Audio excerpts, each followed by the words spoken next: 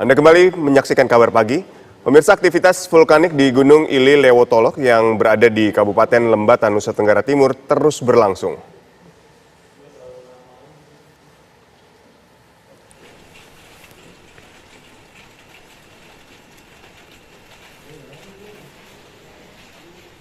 Menurut petugas pemantau gunung api, aktivitas vulkanik terjadi setelah adanya aliran lava yang berada dalam radius 700 meter ke arah tenggara. Tercatat hari Minggu kemarin terjadi erupsi sebanyak 4 kali dengan kolom abu setinggi 500 meter. PVMBG Pos Gunung Api Ili Lewotolok berharap warga untuk tidak beraktivitas dalam radius 2 km dari puncak.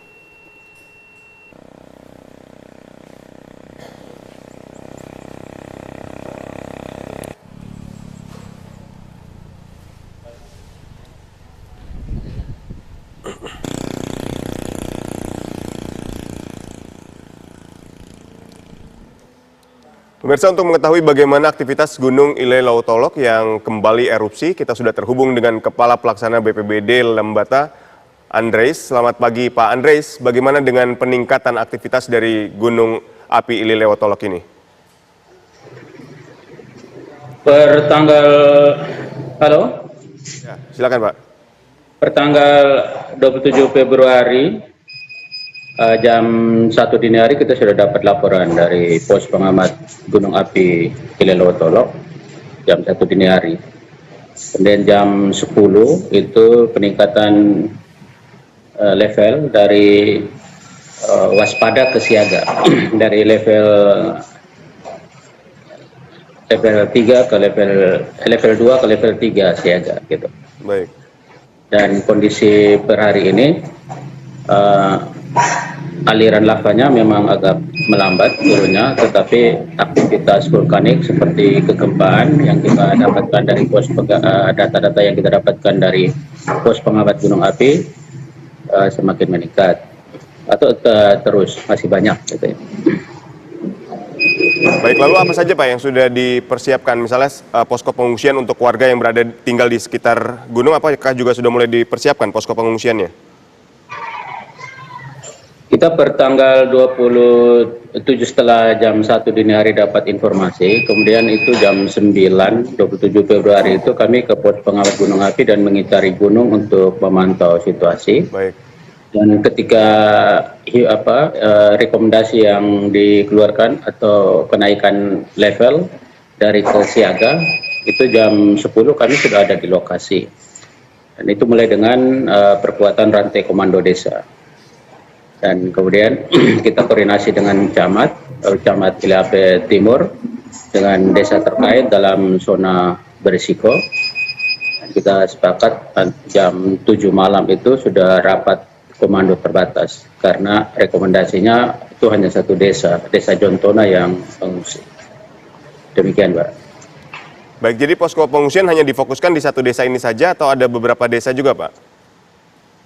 Dalam rencana kontingensi Ili Lewotolok itu 21 desa itu sudah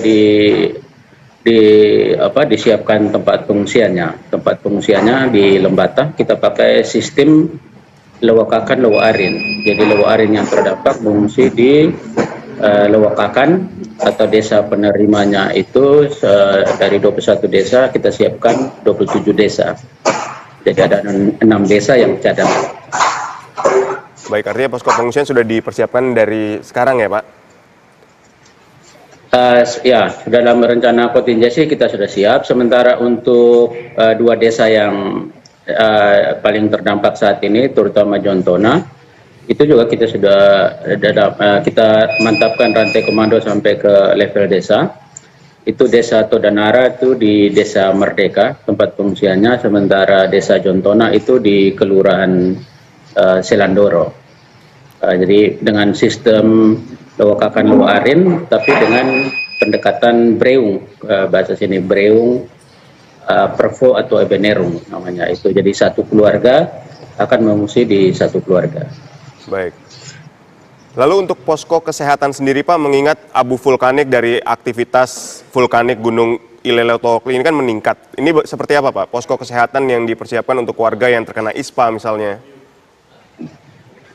Ya, sebelum dia semakin menaik itu juga sudah koordinasi dengan itu namanya posko 4 kesehatan, pos khusus 4 kesehatan untuk klaster kesehatan, dan seluruh posko di kita, posko khususnya ada 17 itu yang diampu oleh OPD itu pertanggal 27 malam pasca rapat komando itu langsung on semua, dan kegiatan kesehatan itu sudah dilakukan hari ini.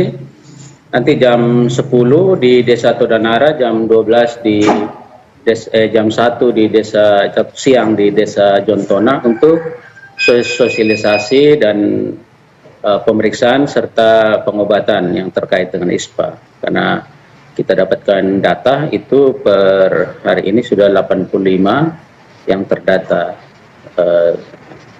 kena ISPA. Baik, dengan meningkatnya status Gunung Ilelewotolok ini dari waspada ke siaga, bagaimana dengan radius zona aman yang ditetapkan saat ini? Untuk 19 desa yang lain itu rekomendasinya 2 km dari puncak. Sementara untuk Desa Todanara dengan Desa Jontona, di mana aliran lava itu mengarah ke dua desa itu, zonanya diperluas menjadi 3 km. Jadi itu terus diamati secara teknis di lapangan oleh pos pengamat, dan kita mendapatkan informasi update waktu demi waktu.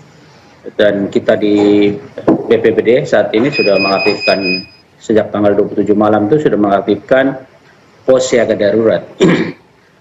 Karena tidak secara masif dilakukan pengungsian, sehingga yang diaktifkan itu pos siaga darurat. Karena yang kita rekomendasikan dengan kondisi terkini pasca rapat komando yang informasinya disampaikan oleh pos pengamat gunung api dengan kondisi terkini dari Gunung Ilelewotolok, sehingga pengungsiannya adalah pengungsian mandiri dan pengungsian terbatas, tidak secara masif. Baik, terima kasih Pak Andris, Kepala Pelaksana BPBD Lembata telah berbagi informasi kepada kami, dan selamat kembali bertugas, Pak.